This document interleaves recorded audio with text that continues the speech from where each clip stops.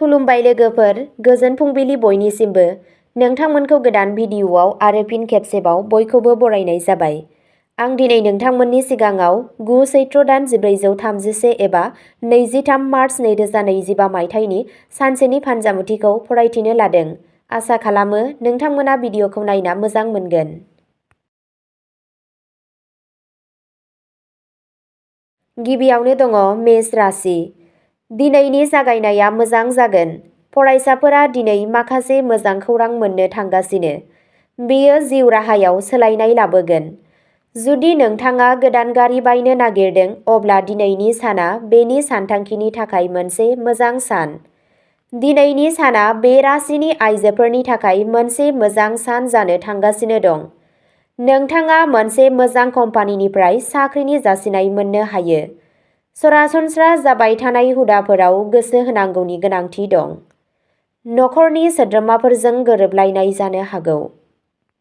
नोंथांनि दिनैनि खाफाल गोनां दिगा जादों सोनाब, खाफाल गोनां गाबा जादों ब्राउन गाब आरो खाफाल गोनां अनजिमाया जादों 6। वृषभ राशि। नोंथाङा मोनसे गोदान गौथुम एबा बाहागोदारियाव हाबनो हागौ। नोंथाङा फालांगियारि मावथांखिफोराव गोसो गुदुं आरो फोथायथि दं। बेनिखायनो नोंथाङा इयुनाव आबुं जाफुंसार जानो हागोन। जुदि मोनसे आयेनारि गसरा थाबथानानै दं अब्ला नोंथाङा दिनै जाफुंसार जानो हागोन। नखर आरो लोगोफोरा खुसि सम आरो गोसोखांथाव फोरबोफोरखौ फालिनो थाखाय ज' जागोन। गथ'फोरा आनजादाव जाफुंसारगोन, जाय गासै नखरनि थाखाय खुसिनि बाथ्रा। राङारि फालांगि आरो रां थिसननायनिफ्राय मुलाम्फानि सोदोबा नोंथांखौ खुसि लाखिगोन। नोंथांनि दिनैनि खाफाल गोनां दिगा जादों खोला, खाफाल गोनां अनजिमाया जादों 4 आरो खाफाल गोनां गाबा जादों गोजा गाब। मिथुन राशि। दिनै नोंथाङा सासे गोजाम लोगोजों सोमोन्दो लाखिनो नाजानो हागोन।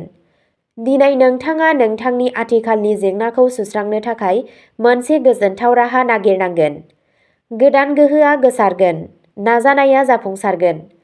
फालांगिनि दिगा दावगानाय, माखासे गोसोआरि जिंगायाव गोग्लैगोन। फालांगियाव मुलाम्फाया बांगोन। फालांगियाव सरासनस्रा थासारि जागोन। समाजारि बिबाना आबुं जागोन। सावस्रियाव मुलाम्फा जागोन।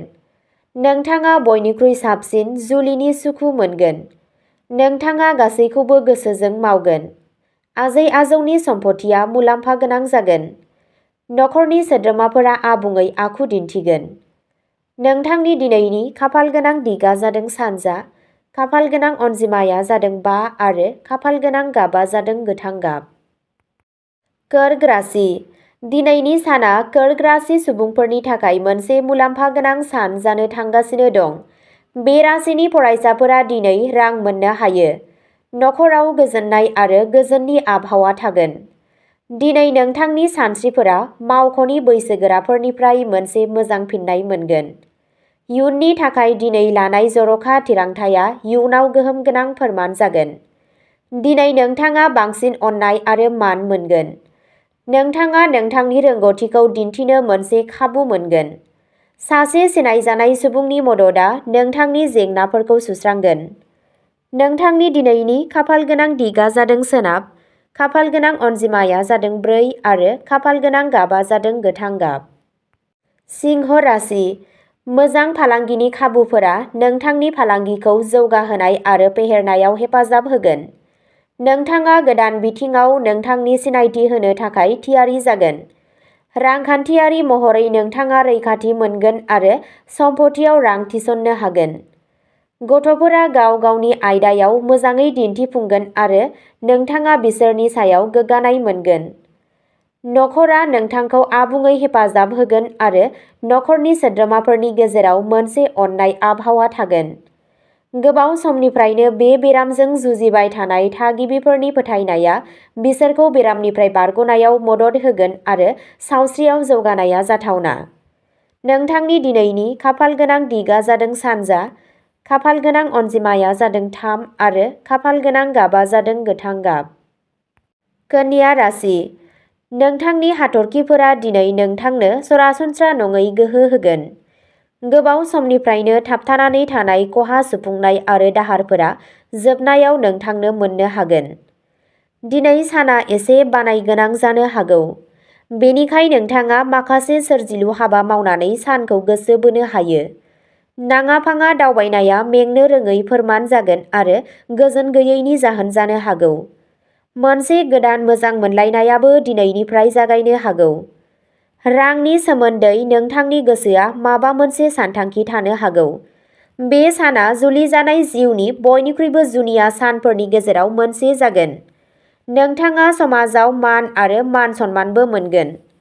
नोंथांनि दिनैनि खाफाल गोनां दिगा जादों सोनाब, खाफाल गोनां अनजिमाया जादों 4 आरो खाफाल गोनां गाबा जादों गोजा गाब। तुला राशि, दिनैनि साना नोंथांनि थाखाय मोजां जागोन। दिनै नोंथाङा माबा मोनसे बाथ्राखौ लाना एसे जिंगा सिगोन। दिनै नोंथाङा सोरनिफ्रायबा रां मोनगोन। जिउ लोगोरिनि बिहोमाया गोनांथार हाबाफोराव गोहोम गोनां फोरमान जागोन। बे राशिनि सुबुंफोरा दिनै न'निफ्राय ओंखारनाय समाव गारिफोरखौ सांग्राङै बाहायनांगौ। दिनै न'निफ्राय ओंखारलांनायनि सिगां नों न'आव सासे हिनजावसानि बोर लाना ओंखारबोयोब्ला नों माखासे मुलाम्फा मोनगोन। नोंथांनि दिनैनि खाफाल गोनां दिगा जादों सा, खाफाल गोनां अनजिमाया जादों 5 आरो खाफाल गोनां गाबा जादों गोमो गाब। वृश्चिक राशि, बेयो फालांगियाव थाग्राफोरनि थाखाय मोनसे मोजां सम आरो नोंथाङा मोनसे गोदान बाहागोदारियाव हाबगासिनो दं। फालांगि आरो रांखान्थियारि मावथांखिफोरखौ नांगौ साननाय आरो नांथाबनायनि उनावसो फोजोबनाय जागोन। नोंथाङा गोनांथार सुबुंफोरखौ गोहोम खोख्लैनो आरो फोनांजाबनो हागोन। रांखान्थियारि महरै दिनैनि साना नोंथांनि थाखाय मोजां जागोन, नाथाय नोंथाङा गावनि खरसाखौ सामलायनांगोन। नोंथांनि मोजां मोनलायनायनि सोमोन्दोआव गोदै थागोन। दिनै नोंथांनि बिमा-बिफाजों माखासे गोरोबलायै जानो हागौ। नोंथांनि दिनैनि खाफाल गोनां दिगा जादों खोला, खाफाल गोनां अनजिमाया जादों 1 आरो खाफाल गोनां गाबा जादों गोथां गाब। धनु राशि, दिनैनि साना नोंथांनि थाखाय रां थिसननायनि थाखाय मोजां सान जानो हागौ। माखासे जेंनाफोर आरो फारागथिफोरा नोंथांखौ रागा जोंहोनो हागौ आरो जिरायनो हायै खालामनो हागौ। दिनै नोंथाङा बबेनिफ्रायबा साख्रिनि जासिथाइ मोनगोन। रावनोबो रां दाहार दाहो। गावनि आबेगखौ सामलाय। जुदि नोंथाङा दिनै माबाफोर खामानि मावो अब्ला मोजाङै सान। बबेबा खामानियाव मुलाम्फाखौल' नुवा, नाथाय बेनि जाहोनाव जानाय खहाखौबो नाय। नखरनि सोद्रोमाफोरा नोंथांनि इयुनखौ लानानै जिंगा सिगोन। राङा बांगोन। सानस्रियारि गोख्रोंथि आरो गोसोआरि दिदोमथिनि थाखाय खामानिनि जाफुंसारनायाव गोरलै जागोन। नोंथांनि दिनैनि खाफाल गोनां दिगा जादों सानजा, खाफाल गोनां अनजिमाया जादों 5 आरो खाफाल गोनां गाबा जादों गोमो गाब। मकर राशि, दिनै नोंथांनि साना थुलुंगानायजों बुंफबनाय जागोन। दिनै नोंथांनि समा लोगोफोर आरो बाहागिफोरजों थांगोन, जाय नोंथांनि सोमोन्दोआव गोदै लाखिगोन। दिनै नोंथाङा फोरबोआव बाहागो लानो खाबु मोननो हागौ। दिनैनि साना फालांगियारिफोरनि थाखाय जोबोद गोनांथार जानो थांगासिनो दं। दिनैनि साना फरायसाफोरनि थाखाय मोनसे सरासनस्रा सान जानो थांगासिनो दं। दिनै नोंथाङा सिगांनि गोरोन्थिफोरखौ सुद्रायनो हायो आरो थाबथानाय खामानियाव सिगांथिं आवगायनो हायो। दिनै नोंथाङा देहायारि आरो गोसोआरि महरै सुखु मोनगोन।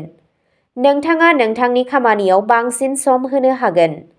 नोंथांनि दिनैनि खाफाल गोनां दिगा जादों खोला, खाफाल गोनां अनजिमाया जादों 6 आरो खाफाल गोनां गाबा जादों गुफुर गाब। कुम्भ राशि, खाफाला नोंथांखौ मदद होगोन आरो हाबिला गोनां मावथांखिफोरा गोख्रैथि मोननो हागौ। गोदान ओनसोलाव हाबनाय एबा गोदान लोगोफोरजों रायज्लायनाय समाव नोंथांनि सोदोब आरो सानस्रिफोरखौ सांग्राङै सायख'। नोंथाङा हानजायारि सावरायनाय, सावरायमेल जथुम्माफोराव बाहागो लानो हागोन आरो गोरलैयै नोंथांनि बिबुंथिखौ फोरमायनो हागोन। गोबाव समनिफ्राय थाबथानानै थानाय खामानिफोरखौ नखरारि आबहावाया फोजोबनो हायो। नखरनि सोद्रोमाफोरजों दावबायनाया रंजानाय आरो गोजोन लाबोगोन। नोंथांनि दिनैनि खाफाल गोनां दिगा जादों सा, खाफाल गोनां अनजिमाया जादों 2 आरो खाफाल गोनां गाबा जादों गोमो गाब। मीन राशि, दिनै नखरारि गोरोबलायनायनि जाहोनाव गोसोआव हेंथा होनो हागौ। साख्रियाव मासि जौगानायनि जाथावना दं। बबेबा मोनसे थि सुबुंनिफ्राय राङारि मुलाम्फा जानो हागौ। सानजौफुनि उनाव नोंथांनि गोसोआ गोजोननाय मोनगोन। दिनै गोदान खामानि जागायनो साहस दाखालाम। फालांगियारि नोजोरजों दिनैनि साना सरासनस्रा जागोन। दावबायनायनिफ्राय नोंथाङा मुलाम्फा मोनगोन। दिनैनि साना मोजां मोनलायनायनि थाखाय मोजां जागोन। बादायगिरिफोरा नोंथांखौ गादबनो हायो। दिनै जुदि नोंथाङा जायखिजाया खामानियाव आखाइ होयो अब्ला बै खामानिया जोबोद मुलाम्फा गोनां जागोन। नोंथांनि लुबैनायफोरा आबुं जागोन। नोंथांनि दिनैनि खाफालगोनां दिगआ जादों सोनाब, खाफालगोनां अनजिमाया जादों 5 आरो खाफालगोनां गाबआ जादों गोथां गाब। अब्ला दिनैनि राशि फरायथिनाया एसेनोसै। नोंथांमोनहा बेबादिनो सानफ्रोमबोनि फानजामुथिखौ मिथिनो थाखाय चेनेलखौ साबस्क्राइब खालामनानै लादो आरो भिडिअखौ मोजां मोनदोंब्ला अन्नानै लाइक, शेयार आरो कमेन्टबो खालामनानै होलांब्लानो जाबाय। गोजोन्थों।